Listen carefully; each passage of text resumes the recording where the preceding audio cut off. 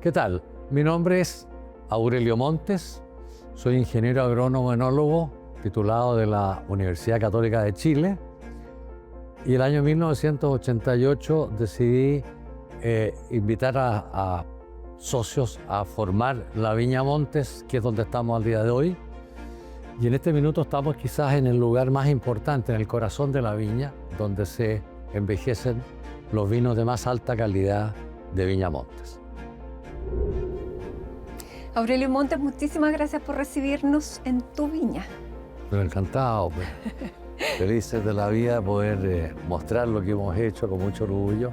Así que feliz de estar contigo acá, digamos, hablando de este viñedo tan lindo.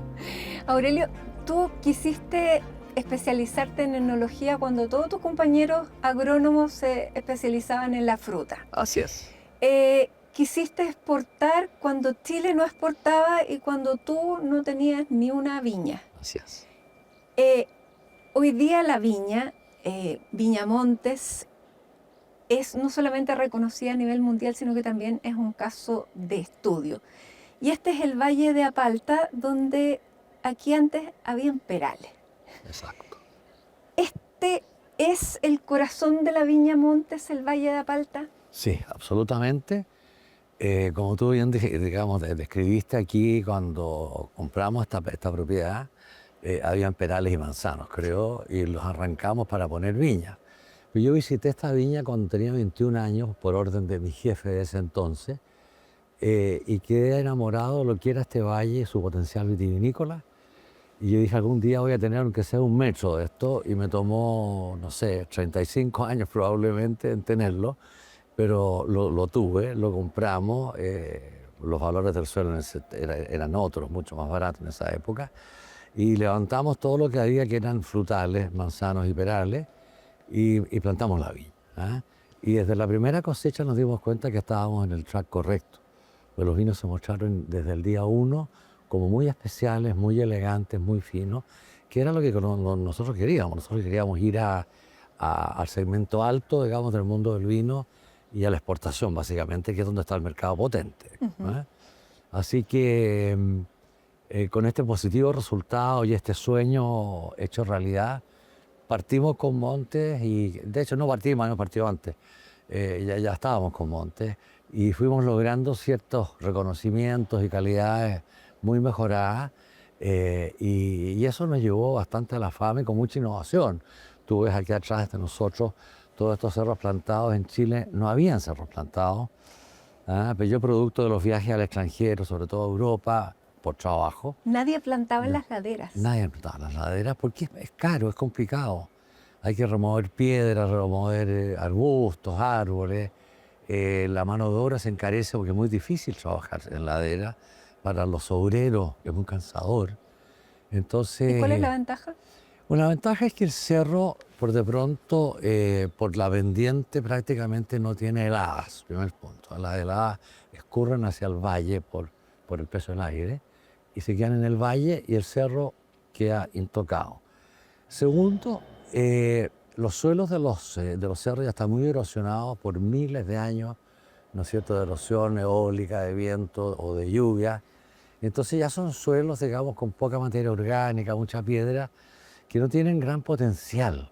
Y la viña lo que quiere es un suelo, digamos, donde no crezca mucho.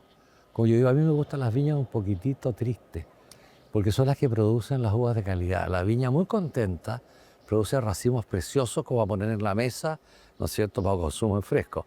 Pero esos racimos no dan buen vino. El racimo grande, de valla grande, bonito, es rico para comerlo, pero no para hacer vino. Ya, tiene que ser más controlado. Esta, digamos, tiene que ser una barra un poquitito triste, un poquitito estresada. ¿Qué tenemos acá, Aurelio? Bueno, básicamente, digamos, si las cámaras tienen enfocado, todo lo que tú ves rojo hoy día es producto del otoño y es la variedad Carmener. Y todo lo que no es rojo es una mezcla de variedades todas finas. Tenemos Cabernet Franc, tenemos Petit Verdot, tenemos en Albañil tenemos Touriga Nacional, que es una variedad que viene de Portugal. Tenemos garnacha, en fin, todas las otras variedades son el matiz de amarillos y verdes. Ya. Y el rojo es Carmener. Claro, el rojo que da este color en esta época del año que Qué maravilloso. es maravilloso. Aurelio, yo decía, tú empezaste a exportar cuando no tenías ni una viña, ni una parra. Eh, Quisiste ser enólogo cuando todos tus compañeros de agronomía se dedicaron a otra cosa. Así es. Eh, ¿De dónde viene este espíritu un poquito contradictorio, contreras o contra la corriente? Eh, Mira, ¿Cuál fue tu aproximación con los vinos? ¿Por qué quisiste dedicarte a la enología más allá de por ir contra? ay, mira, es un poco eso, ¿ah? Hay algo de genético aquí, digamos. Mi padre también era bastante aventurero y yo salí bien aventurero. Cuando estudié, digamos, agronomía, que es requisito para ser enólogo, estudié ser agrónomo primero, y ahí se dividen en todas las especialidades, frutales, qué sé yo, hortaliza, vino, en fin. Estaban todos yendo a la fruta porque era el boom del minuto, se estaba exportando con mucho éxito la fruta chilena, se estaba dando a conocer, y había buen trabajo a buenos sueldos con camionetas nuevas, que uno soñaba con una camioneta nueva, en fin. Y el vino estaba súper de capa caída. Me fue muy bien en los ramos de la universidad. Cuando yo tomé los ramos de enología me fue muy bien. Y en el colegio te iba bien en química, me imagino. Y me iba muy bien en química en el colegio. Entonces cuando a ti, digamos, te va bien en un ramo, como que te sientes más en tu comfort zone, ¿verdad? Ahí, en una zona de confort. Por lo tanto, a mí enología me acomodaba, me gustaba, la entendía, a pesar de que no tenía ninguna experiencia, era solo en la universidad. En una Ya, época en que además se tomaba en Chile o vino tinto o vino blanco y vino tinto, no había no más. habían valles, no habían cepaje, era todo el vino respetable, porque siempre Chile ha tenido vinos respetables de calidad a muy bajo precio. Pero yo sabía que había un mundo, digamos, que Chile no participaba, que era el mundo de vino fino. Entonces esto, digamos, de que estaba tan abandonado, un rubro que tenía un potencial muy alto y que todos partieron detrás, como los niños, todos corriendo detrás de la pelota hacia otra área. Y dije, el momento, digamos, a lo mejor de explorar acá debe haber mucho que hacer en un área que no ha prosperado y tiene todo el potencial de explotar, digamos, y darse a conocer. Así que ahí fue, digamos, lo primero, entrar a enología cuando éramos, creo que 3 tomamos enología de 40 y tantos que éramos el curso y el resto se fue a la fruta o a otras cosas. Así que eso, digamos, de alguna manera me autodemostró que a mí me gustaba estar fuera del piño, que yo buscaba lo distinto y me atrevía a ir a cosas donde los demás no se atrevían. Y ahí nos atrevimos a comprar esta propiedad que no había ni una viña en este valle y la plantamos porque yo creí que las condiciones naturales del cerro, la cercanía a la costa, es un valle muy asoleado, el sol, digamos, aparece con mucha alegría aquí casi todos los días.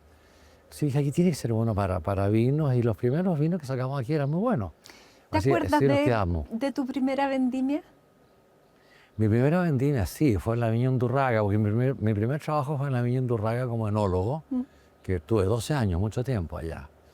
Y sí me acuerdo de la primera vendimia porque a mí me pasaron la enología completa el día 1 y yo había dado examen de grado hace una semana, o sea, cero experiencia.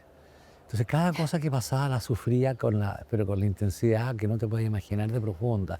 Si se cortaba la luz, me llamaban al gerente general a su casa un día domingo y decía, se me cortó la luz, ¿qué hago? Entonces me acuerdo, digamos, de enfrentar problemas sin ninguna experiencia. Algunos por intuición los enfrenté y en otros pedí ayuda, simplemente. ¿Metiste la pata muchas veces? Y metí las patas, que es fundamental meter la pata, digamos, como para terminar haciendo las cosas bien, es fundamental. Así que, claro, fue tormentosa, digamos, la primera. Y ya la segunda no, porque tenía la primera hecha y durante un año entero de enología tú vas aprendiendo hacia dónde hay que ir y lo que hay que evitar, digamos, ¿eh? Así que ya la segunda en adelante fluyó mucho mejor. Y me quedé 12 años con los amigos en Turraca, digamos, ¿eh? Ya. Y de ahí recién cuando me cambié a otra viña después, y cuando por razones, digamos, de empleo de la zona, de la economía de la época, me quedé sin trabajo a los 39 años y tenía la opción, digamos, de partir con este sueño de hacer algo distinto y bueno y fino, o reemplearme en alguna otra viña que necesitara un enólogo. Y la Tú tenías decisión, 5 hijos. tenía Entre 5 medio. hijos O sea, entre tampoco medio, uno se todos en el podía tirar a colegio. la piscina tan... Con 5 hijos en el colegio, y que hay un costo, digamos, ¿no es cierto? Todos sabemos que es muy alto. Decidí, digamos, irme por la vía de aventurar y tratar de formar algo distinto, ¿eh? Y así parte la idea, y ahí convidé a 3 amigos que también trabajábamos en la misma viña, todos con una expertise muy distinta. y armamos lo que fue lo que es el día de hoy la Viña Montes, pensando en solo exportar primeramente y solo exportar vinos de calidad. Ya, y la parte que yo me encontré bien increíble es que ustedes no tenían ninguna parra, que primero partieron comprando la uva, Así es. arrendando una bodega y después, mucho después, empiezan a comprar terreno. Es que teníamos el sueño y no teníamos la plata, así era re fácil. Entonces el sueño era producir vinos de calidad, que estamos claros que se necesita una bodega, digamos, de alto nivel tecnológico como es esta, en fin, parras plantadas en el lugar adecuado, en el valle adecuado, con el clima adecuado, pero no teníamos capital para eso. Pero yo tenía el expertise, digamos, de 12 años ya con la Viña Undurraga. Yo sabía cómo hacer vinos de calidad y dónde estaban las viñas de calidad para ir a comprar esas uvas. Y mi amigo Douglas Murray, ¿no es cierto?, que desgraciadamente lo echo mucho de menos, él murió hace unos años. Él venía, digamos, del mundo del marketing del vino y sabía cuáles eran los países que tenían potencial y sabía qué puertas golpear. Entonces cada uno aplicó sus conocimientos y sus habilidades, ¿no es cierto?, sin dinero, sino que haciendo solamente, digamos, el trabajo que le correspondía con su máximo potencial de habilidades y esfuerzo. Pero ustedes querían exportar, dedicarse a exportar cuando Chile solamente tenía producción local, o sea, producía para el consumo local, exportaba muy poco, creo que era un 3% en aquella época. 3,5% de lo que exportaba. Y ustedes querían no solamente exportar, sino que exportar como un vino de alta calidad. O sea, no exportar al precio promedio, sino que exportar a un precio mucho mayor.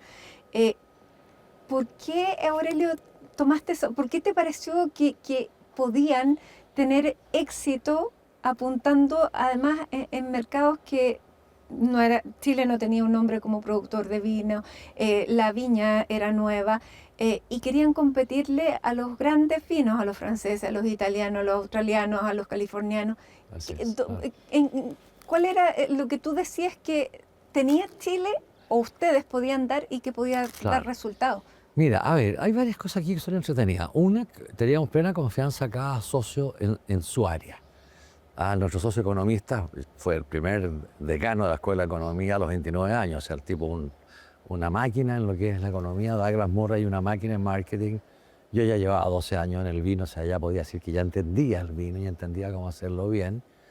Por lo tanto, dijimos, si sabemos hacer vino bueno, sabemos dónde se producen las uvas buenas, tenemos un socio que sabe cómo abordar los mercados, digamos, de exportación y qué puertas golpear en esos mercados, dónde ir. Digo, chuta, nos debería ir más o menos, por lo menos, de más o menos a bien. Y nos animamos y lo hicimos. Y yo hice los primeros vinos, digamos, que ya estaban de un nivel, digamos, yo diría que ya por sobre la media del vino chileno. Y mi socio me dijo, ya, vamos los dos juntos y vamos a tal y tal lugar. Y hablemos con los periodistas y correspondía, con los críticos de vino y correspondía. Y tocamos la puerta de los restaurantes, digamos, donde había que tener una botella en la carta. Y nos fue relativamente bien en esa primera gira, que después hubo miles, esa fue la primera. Y ya, por ejemplo, Oatbeans, te voy a dar un ejemplo. Oatbeans es una de las cadenas más importantes de Inglaterra y tiene muchísimas tiendas en toda Inglaterra. Y supimos que estaba el comprador de Oatbeans en Chile y ciertamente le iba a dar tiempo a las viñas conocidas y ni un minuto a nosotros.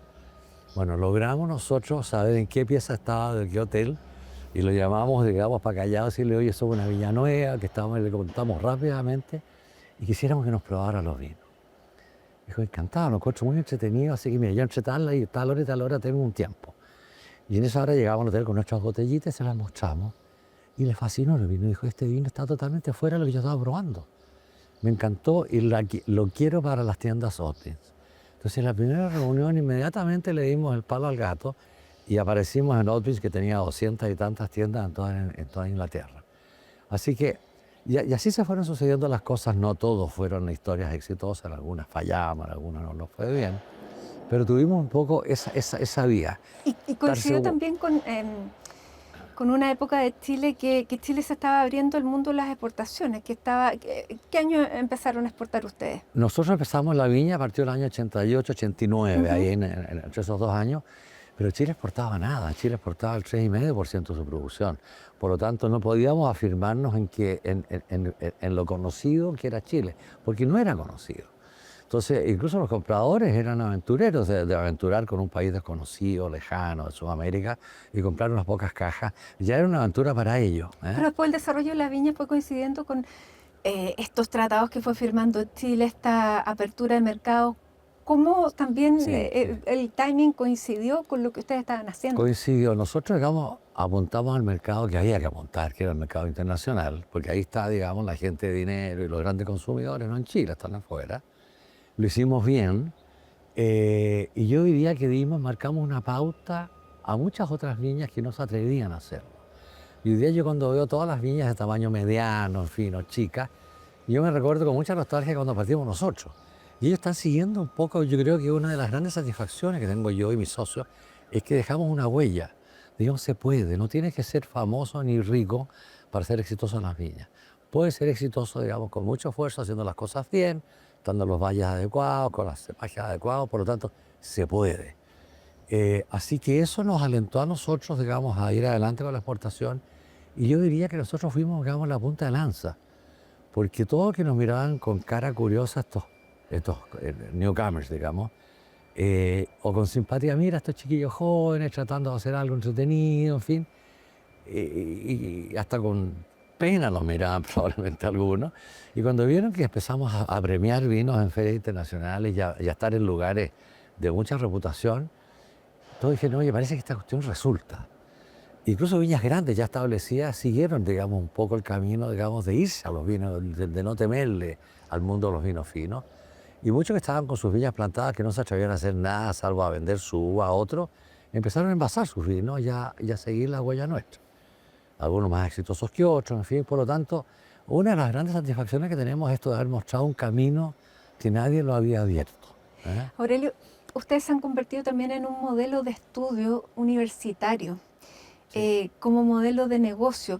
Eh, ¿Qué es lo que les ha llamado la atención en las escuelas de negocio de Viña Montes? A ver, que hicimos el negocio exactamente al revés que cualquier estudio te haría si tú le pides a un experto que te lo haga.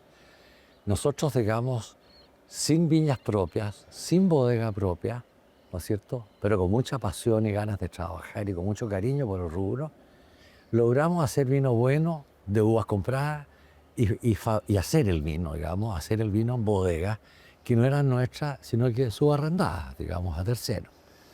Entonces le llamó mucho la atención a las universidades como la universidad, digamos, de la Escuela de Negocios de Valparaíso y universidades como Kellogg's, como Watts, ¿no es cierto?, fuera de Chile, de que era posible hacerlo al revés, partir, digamos, primero abriendo mercado con mucha pasión, con mucho trabajo, y una vez que el mercado ya estuviera abierto, dimensionar tus fuerzas reales. Si ya, yo vendo tantas cajas, tengo tal capacidad económica, por tanto puedo plantar 2 hectáreas de viña. Y después, digamos, otras 2, y después 10, en fin. Y así fuimos creciendo en materia de plantar viña. Y ¿Cuándo compraron este terreno? este terreno lo compramos en el año 91. Ya habían partido. Habíamos partido recién, no, pues no era nuestro, sí, claro, lógico. Estábamos comprando uvas, digamos, había un productor chiquitito acá que tenía uvas y ahí nos entusiasmamos y por las características, digamos, geográficas del valle. Entonces, le llamó la atención a los profesores universitarios que se podía hacer un negocio al revés, ¿eh? Y yo veo ahora, digamos, a grandes empresarios, digamos, con muchos recursos económicos que plantan una viña maravillosa, hacen una bodega full tecnología y cuando tienen su vino van al mercado internacional y le dicen, ¿y usted quién es? Él es muy conocido acá, ¿no es cierto? No necesariamente allá. Entonces, ¿y usted quién es? Y este vino, primer año, primera cosecha, primer año, ay, ya déjeme una botella muestra para ver si la cosa resulta. En el caso nuestro, digamos que fuimos sin tener grandes instalaciones y gustó nuestro vino y gustó nuestro approach a la calidad y el nivel de precios para el nivel de calidad. Y cuando tuvimos recursos, compramos tierra, plantamos una viña, hicimos una bodega. Entonces dijeron, esto es un caso totalmente distinto, digamos, a lo que la tecnología dicta, digamos. Sin embargo, lograron salir a flote muy bien, con prestigio, digamos, con una empresa rentable, en fin. Así que muy orgulloso de que la gente joven nos mire con admiración. Porque además ustedes han sabido superar como empresa bueno, y a nivel personal muchísimos obstáculos. La vida está llena de obstáculos y de muchas veces caídas, Así es. y el secreto es saber pararse. Eso es. Aurelio, ustedes también no solamente tuvieron la visión de ver en esta tierra el potencial, sino que de ver en otras tierras cuáles eran los eventuales compradores. Y vieron en China algo que nadie estaba viendo y fueron los primeros en entrar a China con Sí. nuestro vino. Así es. Hoy día están viendo en India lo que hace 25 años fue China. Sí, definitivamente. Ahí China, el gran mérito lo tiene mi socio, que ya no está con nosotros, desgraciadamente, que dijo: China tiene un potencial gigantesco. Hay muy poca producción de vino. Había en esa época, ahora la hay más. No había mucha producción, la gente no conoce el vino, la gastronomía china sí se adapta, digamos, al vino chileno, por lo tanto, vamos a abordarlo. Y él partió yendo con un maletincito, con 3 botellas a mostrar, y insistió con un importador, con otro, le fue mal con algunos, un poquito mejor con otros, y logramos tener éxito, digamos, básicamente con un importador que fue una gran ayuda, digamos, para la penetración allá, que nos llevó a lugares correctos, nos llevó a muy buenos restaurantes, nos llevó a buenas tiendas, ¿no es cierto? Que era un prestigio tener vino en esas tiendas o en esos restaurantes. Entonces, cuando aparece Montes ahí, sus pares, restaurantes o tiendas, digamos, de licorería, quisieron tener también, ¿no es cierto?, el vino de Montes en sus tiendas. Y pasó a ser, digamos, un verdadero incendio, porque de nada fue creciendo a una tasa loca por año y llegó a ser el mercado número 1 de Chile después de un tiempo, y desde luego el mercado número 1 para Viña Montes. Hoy día sigue siendo el mercado número 1 para Viña Montes, y para Chile ya pasó como a un cuarto, quinto lugar China, ahora hay otro mercado. ¿Y India? ¿Cuál es el potencial que le ves a India? Yo diría que es exactamente el mismo que le veo a China, y te diría que un poco mejor, porque tiene una gastronomía que se adapta mejor al vino chileno que la gastronomía china cuando se adaptó al vino chileno. Es bastante más potente el potencial que yo veo en India.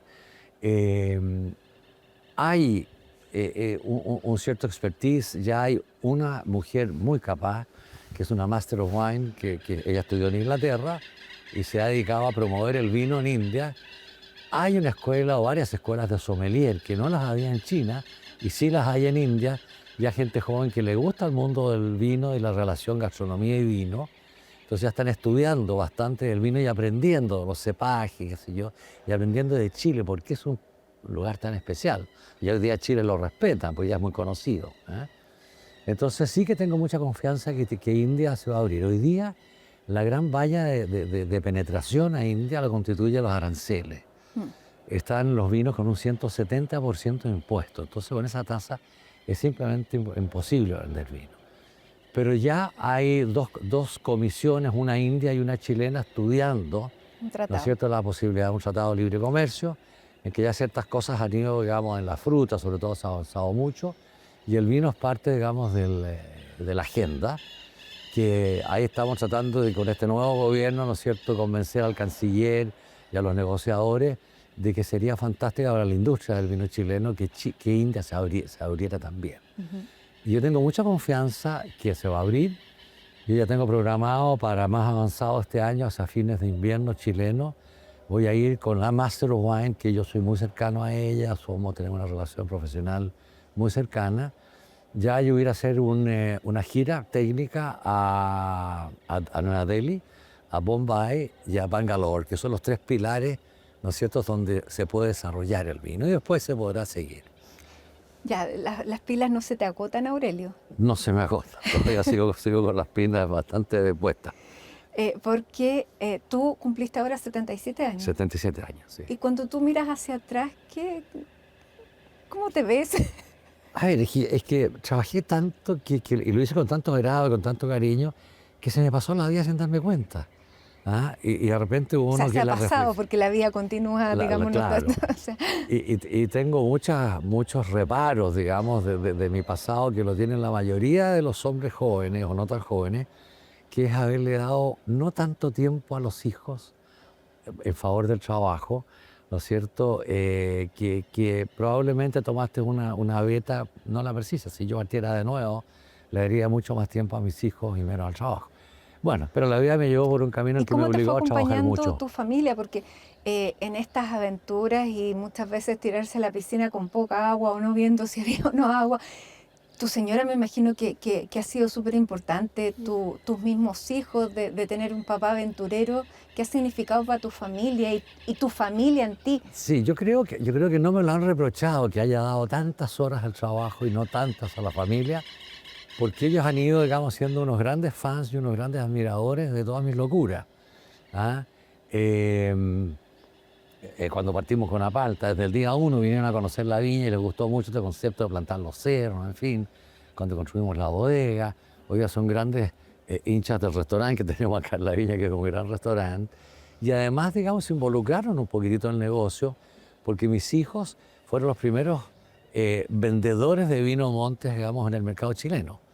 ¿Ah? Mis hijas y hijos hombres, ¿no es cierto? Empezaron a venderle, digamos, a los apoderados del colegio, a los miembros del club, qué sé yo, donde ellos participaban, a los vecinos, amigos, etcétera. Abrieron el mercado local. Y abrieron el mercado local. Ellos entonces hicieron una gran labor abriendo el mercado local y con eso le tomaron mucho cariño al vino. O sea, hoy día son bastante expertos, ¿no es cierto?, en degustación de vino y saben mucho de cepas, de ensamblaje, de todo esto. O sea, la familia jugó un rol muy importante y sobre todo las mujeres. Mi señora, que tuvo que aguantar el mal ánimo y las rabietas de los periodos difíciles, siempre fue muy positiva y sigue adelante, esto va bien, no temas, en fin. Tanto así que yo desarrollé, el último vino que desarrollé se llama Muse, ¿no es cierto?, que es en honor y en recuerdo y en reconocimiento a todas las mujeres que de alguna manera han sido importantes en mi vida, partiendo por mi madre, mi mujer y mis hijas. Puras hermanas, además. Y puras hermanas mujeres, y puras hermanas mujeres, sí. Así que yo he sido bastante regalo en el único hombre en una familia de mujeres. Ya, todos te regalonearon. Claro. Entonces Muse, digamos, tenía mucho sentido. Sí. Y ese vino ya está en el mercado.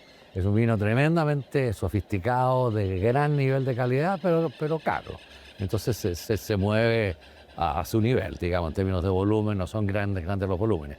Pero ahí está, digamos, en muchos estantes del mundo, ¿no es cierto?, dando honor a las personas que me apoyaron en mi vida.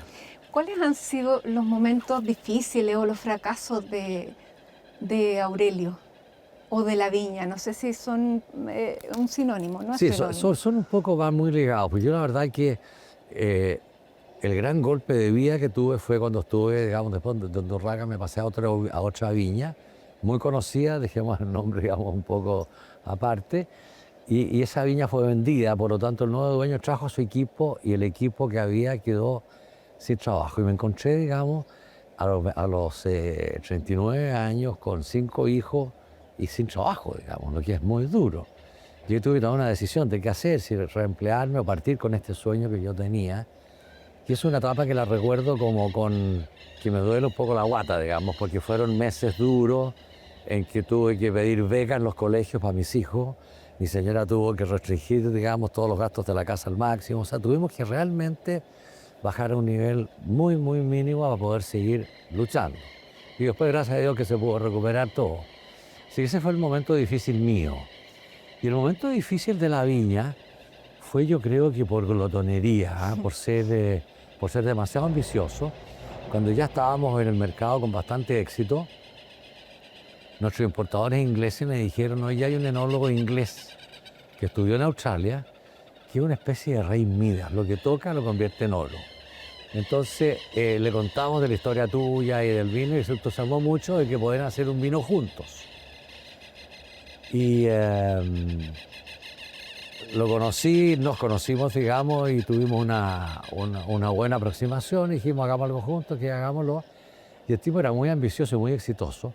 Y nos obligó a ir, digamos, más rápido de lo que los pies nos daban. Tuvimos que invertir mucho, ¿cómo se llama?, endeudarnos mucho con los bancos, en fin. Y llegó un momento que estábamos bastante comprometidos con este proyecto.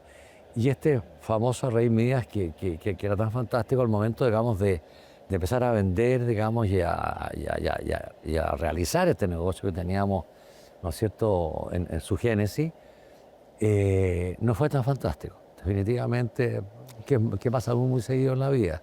Te hablan de una cosa, digamos, y resulta otra. Y en ese minuto la viña la teníamos en una posición sumamente vulnerable, muy endeudada. Todavía no teníamos el éxito que tenemos hoy día. Y este inglés ya como que desapareció del mapa y ya nunca pudimos apoyarnos más en él.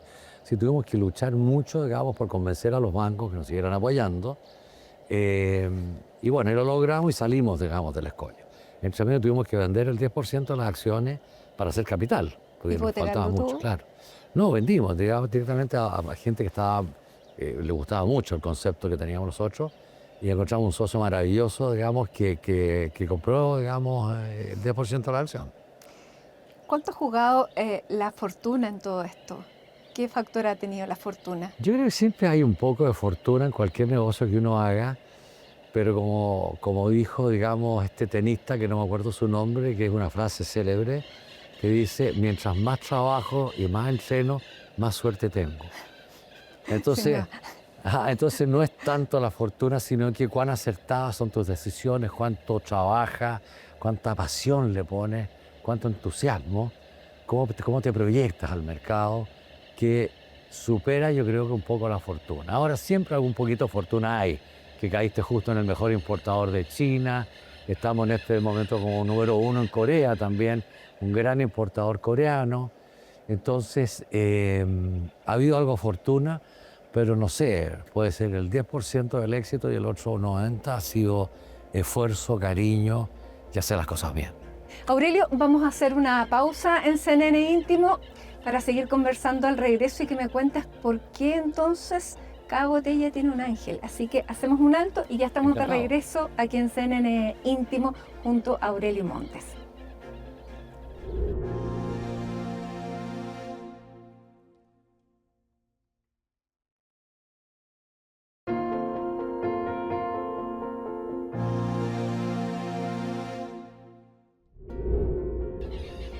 Estamos de regreso en CNN Íntimo junto a Aurelio Montes y habíamos quedado con una pregunta Así es. para que me cuentes por qué cada botella tiene un ángel. ¿Qué significa el ángel en la Correcto. viña? Mira, Viña Montes es un poco la viña de las historias y de las razones por qué. Cada botella de vino, aparte del ángel que tú, digamos, mencionas muy bien, tiene una razón de ser. Nosotros no hacemos un vino de etiqueta al mercado para vender y tener una utilidad. Cada botella tiene una lógica y una razón. Y el ángel tiene una lógica y una razón. Bueno, y esta lógica viene por el lado de uno de mis socios, mi querido Douglas Murray, que el tipo era un gran amante de los autos. Estaba inscrito a todas estas revistas de automóviles, qué sé yo, y tenía siempre muy buenos autos. Y no manejaba muy bien, lo que es una combinación no muy perfecta, tener muy buenos autos con un manejo no exactamente a la altura del auto. Bueno, y mi querido socio tuvo un par de accidentes que si tú hubieras visto el auto cómo quedó, tú hubieras dicho aquí no sobrevivió nadie, es imposible, porque está hecho pedazo el auto. Y fueron 2 accidentes. Entonces un día hablando un poco de la viña, digamos, y el futuro, y qué sé yo, Douglas dice, mira, yo quiero revivir un poco mi historia. Dice, yo he tenido 2 accidentes que, bueno, desde luego ya los conocíamos nosotros, y no me pasó nada. Por lo tanto, el ángel de la guardia mío es tremendamente potente. Entonces yo quisiera que ustedes, socios míos, acepten como un socio adicional el ángel para poder tenerlo en la viña, en las botellas y presente en todos los lugares. A lo cual nosotros accedimos inmediatamente porque encontramos genial la idea desde el punto de vista de marketing. Nos alegramos mucho que Douglas no haya tenido ninguna consecuencia, digamos, de este tema. Y lo otro es que el ángel no cobra ni sueldo ni dividendo. Entonces, era el quinto socio ideal. Y de ahí en adelante, el ángel, ¿no es cierto?, ha sido el motivo de Viña Montes. Está siempre en primer plano de las etiquetas, con alguna pequeña leyenda abajo, recordando una u otra cosa, pero el ángel es lo que te atrae. Si tú ves un ángel a lo lejos en alguna supermercado o algo, es una botella de Montes. Y el ángel, bueno, también te acompaña. Tú pilotas. Sí. Eres piloto de avión y de helicóptero. De helicóptero. ¿Tiene sí. el mismo helicóptero de Sebastián Piñera? No. No, parecido. No sé qué decirlo, pero es mejor. Mejor. Es mejor. Ya. Es mejor. ¿Se pilota con más cuidado después de del accidente del expresidente? Yo nunca fui un gran amigo de Sebastián Piñera, pero nos tocó en la vida toparnos bastante. Y la última vez que yo vi a Sebastián, los dos teníamos casa de veraneo en el lago Ranco, muy cerca una de otra. Y él tenía su helicóptero en su casa y yo en la mía. Y el último recuerdo que tengo de Sebastián, que fue poco antes, digamos, de su muerte, él andaba haciendo deporte en bicicleta y pasa por la puerta de mi casa y me ve llegando en helicóptero. Y se paró. Y esperó que yo aterrizara, que me bajara el helicóptero. Y me dice, Aurelio, quiero hacerte unas preguntas. Y pregunté, ¿por qué te vas a cambiar al helicóptero que al día de hoy tengo, que es un helicóptero de mejor calidad? Y nos pusimos a hablar del helicóptero y la fantasía que es el helicóptero. Y yo le di mis razones. Yo creo que es importante la seguridad. Este nuevo es más seguro, que tiene una turbina en vez de motor. En fin, carga más, tiene una serie, digamos, de bondades que yo quiero tenerlas, porque es un deporte de cierto riesgo. Y estuvimos por lo menos una media hora conversando hasta que él dijo, ya, entendido tu mensaje, que yo sigo con mi bicicleta. Sigo con su bicicleta y al mes tuvo el accidente. Entonces para mí fue muy chocante, digamos, esto que estábamos hablando justamente de qué helicóptero es más seguro, es mejor y por qué, y que producto de esto, digamos, haya tenido este accidente que le podría haber pasado a cualquiera, porque tuvo una situación técnica, digamos, del helicóptero, que no es del caso entrar en detalle, que a cualquier piloto, por bueno que haya sido, le hubiera pasado y hubiera tenido las consecuencias que tuvo Sebastián. Así que yo recuerdo con mucho cariño esa conversación, pero con mucha pena, digamos, de que no haya evitado, digamos... Con un vértigo. Claro, Además, exacto. Me imagino que a partir de eso, cada vez que te subes,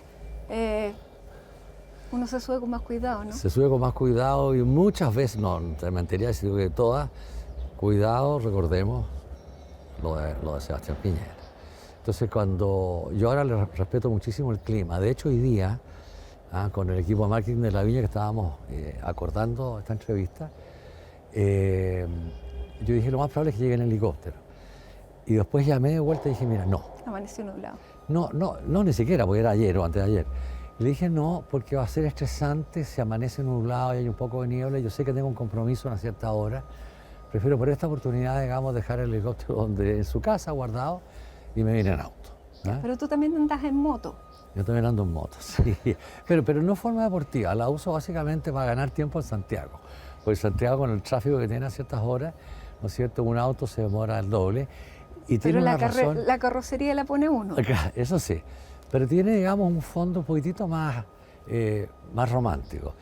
Cuando se casaron todos mis hijos, yo le dije a mi señora, hagamos el sueño que nunca pudimos cumplir. Vámonos por un año a Estados Unidos, ella a profundizar su inglés porque ella habla, y yo, digamos, a estudiar un poco, digamos, de mis temas. Y nos fuimos a Berkeley, que es una zona donde está la Universidad de Berkeley, ¿no es cierto?, que es donde nació, digamos, la cultura hippie, digamos. Son bastante hippies todos los estudiantes y la ciudad entera. Entonces me volví un poco hippie en ese año y dije, bueno, hay que cuidar el universo, hay que tener cuidado con la sustentabilidad, con esto, con el vecino, hay que ser amable, en fin. Me vine muy hippie, digamos, de allá. Entonces dije, llegando, hasta que me voy a comprar una moto porque voy a colaborar con la contaminación de Santiago en un granito de arena. Pero en la moto, con un motor chiquitito, anda uno. En el auto, de repente, con tremendos motores, también anda una persona y vacío por dentro, salvo el chofer.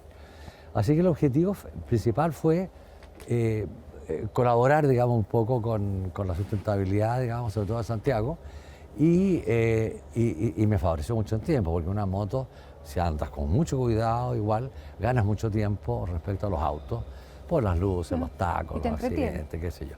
Así que sí, yo voy a la oficina en moto hasta el día de hoy. Aurelio, hablábamos de los golpes que han tenido los negocios, pero ¿cuáles han sido los golpes de verdad en tu vida? A ver, lejos lo peor ha sido que perdí un hijo. Un hijo ya de 30 y tantos años, él con 3 hijos de él, o sea, 3 nietos, me dejó. Fue un golpe muy duro, él trabajaba conmigo, de hecho. En el campo, y éramos muy cercanos, muy amigos. ¿Tu hijo menor? Era mi hijo menor, hombre, hijo menor, el último de mis hijos, y pues esas cosas del destino. Tuvo un colapso cardiopulmonar, estaba solo en el campo, en la casa, y nadie lo pudo socorrer, digamos, porque estaba solo, simplemente nadie se enteró hasta que me llamaron por teléfono para decirme lo que había pasado, que ya era un hecho. Sí, fue un golpe muy duro para todos, para mi mujer, para mí, para mis hijos, sus hermanos. Y hoy día lo recordamos con mucho cariño, tiene un rincón en nuestra casa, hicimos una plazoletita muy linda en el jardín, ¿no es cierto?, donde nos vamos muchas veces en verano, sobre todo en las tardes, a compartir una copa de vino, a hacer recuerdos de Matías. Se tiene su rincón en la casa. Y cuando me preguntan cuántos hijos tiene, yo digo, yo tengo 5 hijos. Tengo 4 en la casa y uno ya no está conmigo, pero es un hijo igual. Sin duda. Así que eso en lo personal, lejos, ha sido el gran golpe. Digamos, y en la parte profesional, lo que yo ya te conté, digamos, cuando nos llenaron la cabeza con ideas, digamos, de ir más rápido. ¿Y cómo se sale de estos golpes, Aurelio? Tú eres una persona creyente, te apoyas en tu familia, en el ángel, en la tierra. Sí, yo te diría que mi fórmula es por ningún motivo parar. Si yo me hubiera sentado a rumiar la pena de la pérdida de mi hijo, probablemente me hubiera hundido. Entonces seguí, digamos, adelante con mis diarios quehaceres y con mis deberes y mis sueños, y siempre llevando a Matías en mi corazón y probablemente hablando con él de mis proyectos, ¿no es cierto?, pero nunca parar. Y eso ha sido importante para sobrellevar esto. Y está siendo muy importante para sobrellevar mi edad, pues yo ya tengo una vida, digamos, ocurrida, que debo reconocer que estoy muy agradecido de Dios y de todos los que me ayudaron a que haya sido una experiencia muy exitosa. Yo miro atrás y digo, no sé si se podría repetir lo que he hecho en mi vida. Pero lo que me mantiene bien es que a esta edad no me quedo en cama ni me quedo leyendo el diario.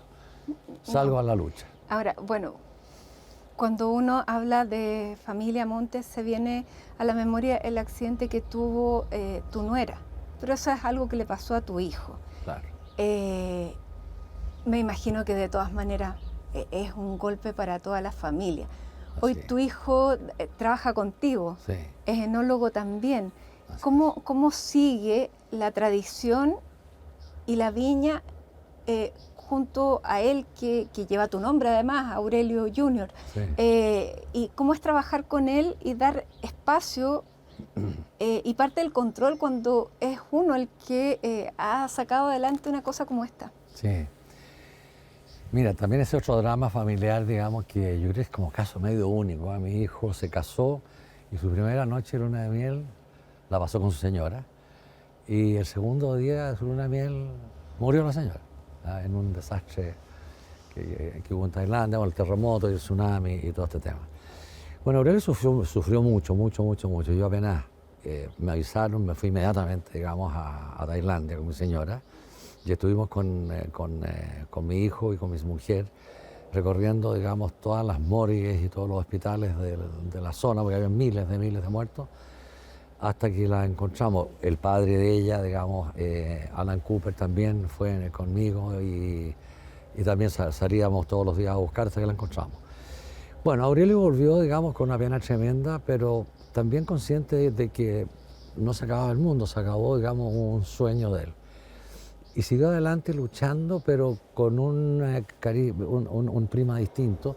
Se dedicó, digamos, un poco a la beneficencia y dijo, yo le voy a dedicar un año, digamos, a la Fran, a la mujer de él, ¿no es cierto?, siguiendo con una cruzada que ella había partido, digamos, de acoger niños de recursos bajos, en la parte de educación, en fin, y se propuso hacer una casa de acogida para niños de pocos recursos monetarios, y la hizo en Puente Alto.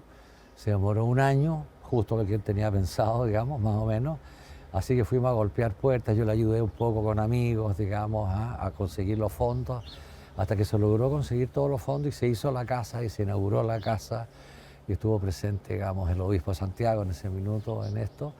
Así que yo diría que ahí Aurelio pudo dar vuelta a su página y decir, le hice el homenaje que se merecía la Francisca Cooper. Y de ahí, digamos, él ya era enólogo a esa altura, había terminado la universidad, ya estaba trabajando ya. Y de ahí, digamos, quiso trabajar fuera de la viña. Él dijo, quiero digamos, ser Aurelio Montes y no el hijo de Aurelio Montes. Así que se fue a trabajar a la competencia y estuvo como 7 u 8 años trabajando en otras viñas. ¿Ya? Lo que a mí me encantó porque dije que todas las chambonadas las va a hacer en otro lugar. Y después como de 7 años yo le dije a Aurelio, yo creo que es tiempo de que te vengas para acá. Y me dijo, sí, yo ya estoy, me dijo, al día y preparado, así que sí. Así que estamos trabajando juntos, padre y hijo, en una viña que lleva el nombre de la familia y los dos nombres, Aurelio Montes, los dos. Ya ha sido bastante positiva y exitosa esta aventura de trabajar padre y hijo juntos, que en la mayoría de los casos no anda bien, de otras empresas y de otras familias, en fin.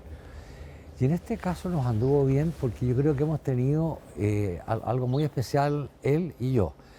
Yo he ido dándole generosamente espacio en lo que yo hacía para que él entrara a mi mundo. Y él entró a mi mundo con mucha prudencia y diplomacia. Entonces cuando las cosas se hacen con ese esquema de generosidad y de diplomacia, ha sido la verdad que una muy buena experiencia. Ya llevamos más de 10 años juntos y bien, muy bien, trabajando en equipo muy bien. La Viña Montes es una viña familiar que, claro, hay más socios, pero no tiene un cartel de venta. No, por ningún motivo, que es parte tan importante en mi vida.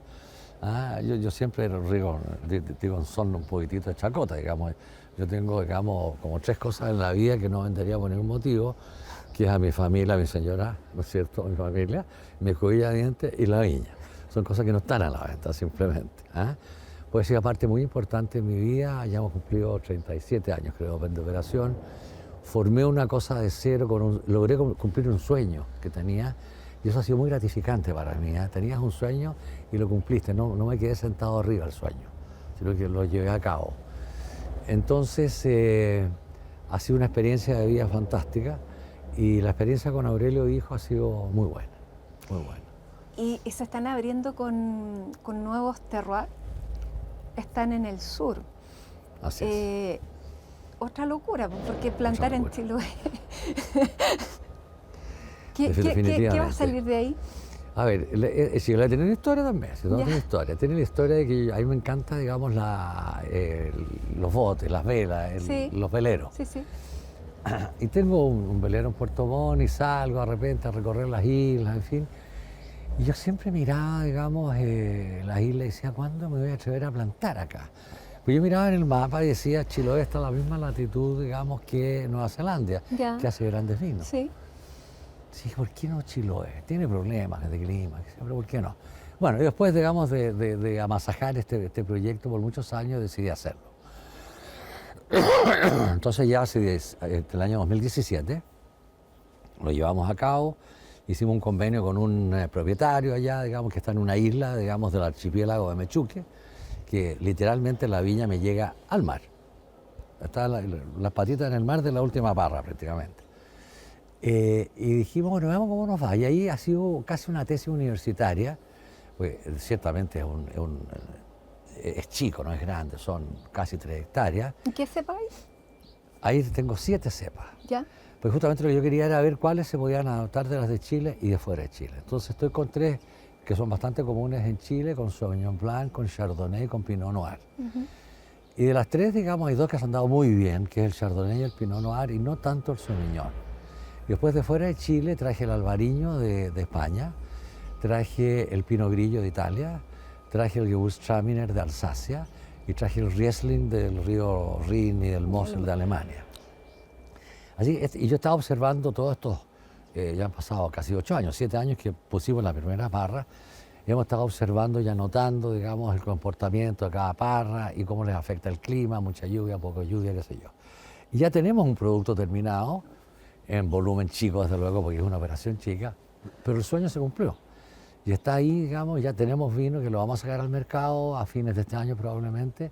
Es un espumoso, no se puede llamar champaña por razones de denominación de origen, ¿no es cierto? Así que fue un sueño también cumplido, con mucho esfuerzo y muchos porrazos, pero logramos hacer la viña y la tenemos y tiene muchas visitas. Y te diría que lo que me da mucha satisfacción es que no hay ningún crítico en vino o periodista del mundo que haya venido a Chile que no se baje del avión y diga, quiero conocer Chiloé. Lo primero que es. Así que visita a las viñas que quiere y siempre se hace 2 o 3 días de tiempo para ir a Chiloé. Así que nuevamente es un pequeño sueño muy loco que se llevó a la realidad.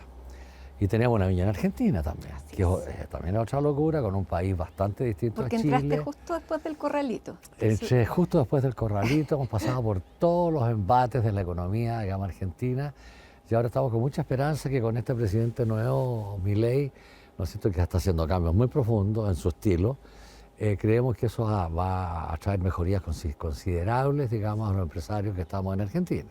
Ahora, todas tus bodegas trabajan con tecnología de punta. Tú dijiste así un poco en broma veníamos con el sueño hippie de hacer las cosas sustentables. Hoy día todas las viñas producen bajo esa, Sí. digamos, esa exigencia y es la única manera de entrar al mundo, ¿no? Hoy día sí. Hoy día, digamos, hay una conciencia tremenda respecto a cómo estamos destruyendo el mundo, digamos. Bueno, el calentamiento global es un poco una muestra, digamos, de eso.